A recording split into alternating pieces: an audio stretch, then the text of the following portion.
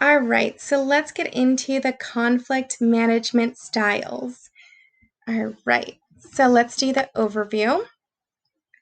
All right, so there are 5 types of conflict management styles that we're going to go over today.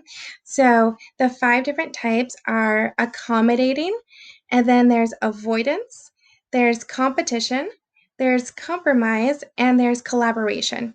And each of these has a degree of cooperativeness and a degree of assertiveness.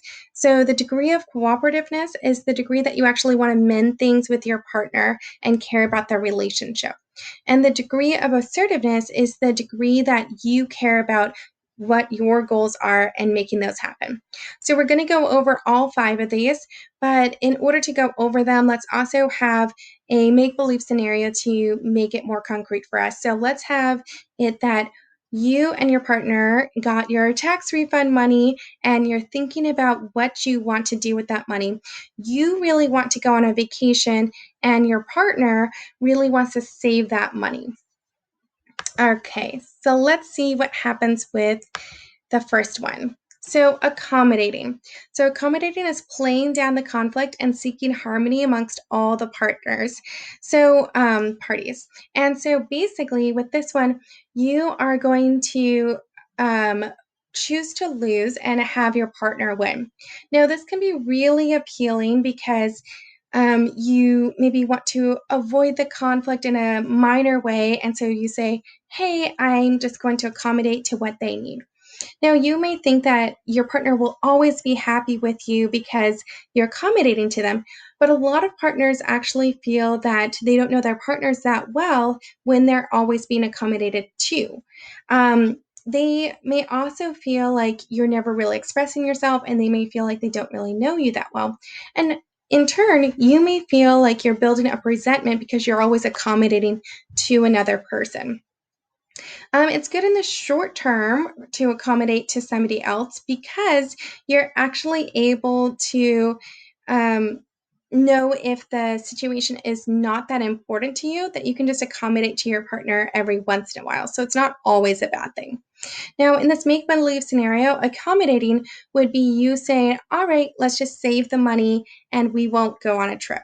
So something as simple as that. All right, let's get into the next one. So the next one is avoidance, and this would be denying the existence of the conflict or hiding one true feelings. And so what would happen with this is maybe you would dodge their phone calls or try not to bring up a subject matter. So we could all see this if you have somebody that you just generally don't agree with on things, that you might avoid them more. Ultimately, this kind of severs the relationship. Again, you're not building or getting past the conflict, and so the conflict always remains with avoidance. Now, this can be positive though at some times because what if you're walking down the street and somebody's just hollering at you and you don't know what to do? Avoidance is a good technique because if you confront them, it might get into a dangerous scenario. So this is something to think about is your safety in danger? If you actually confront the person, is there no point in actually going with them and trying to resolve a conflict? These might be good times to avoid it. Now, in our make believe scenario, this would be something like you choose to avoid the situation or they're choosing to avoid the situation. And so maybe whenever the subject of what to do with the tax money comes up, you guys change the subject. Or maybe you get a phone call from them and you know that they're going to be asking about that. And so you don't pick up the phone, or you always just avoid answering that part of the text. So we all have had maybe that scenario of you send multiple questions in a text and the partner only replies to one of those questions. And that's a classic avoidance technique. So something to think about. Another one is competition. So this is when you're choosing to win and the other person loses. The last one was basically lose lose because you never talked about it. But with the competition, you're saying, hey, I don't really care about our relationship as much as I care about my goals ultimately. So the cooperation is low and assertiveness is really high. You're forcing the solution to impose your own will on the other party. Now, This can be a good technique if you're the expert and there's a short time frame and you might just tell everybody, hey, I actually have dealt with this before, so can we just go with my idea? Now, that might be just a common way of dealing with this, and so something to think about. Ultimately, in relationships long term, it may feel really good to be winning all the time, but again, you're never getting to know your partner, you're never actually growing as a person, and your partner may not feel as fulfilled in their relationship with you. Now, in the competition scenario, this might be saying something like, well, I'm going on vacation, whether you're going on it with me or not. And so that might be the competition side of you coming out. Again, this is not necessarily the best solution, but sometimes you really know what you want, and it's okay to occasionally win. Just make sure that this isn't your primary strategy in relationships. All right. The next one would be compromise. So a lot of people think that this is the ideal solution. This is when you bargaining for wins and losses for each party. So you're trying to meet in the middle. Now, this can seem really appealing because you're both getting a little bit of what you want. But the unappealing part is that you're still losing a little bit of what you want all the time. And so in a relationship, it's not always good to have the long term solution of compromise because you're going to both build up resentment because you're never fully getting what you want and they're never fully getting what they want in a relationship. It can be really good because it takes less time to come up with a compromise than the last one, which would all be collaboration.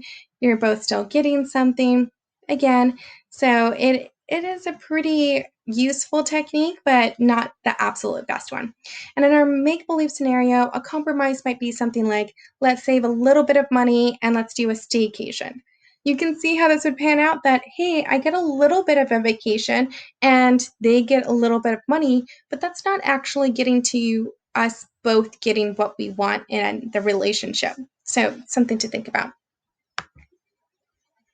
All right. Well, the last one is collaboration, and this one is the optimal one.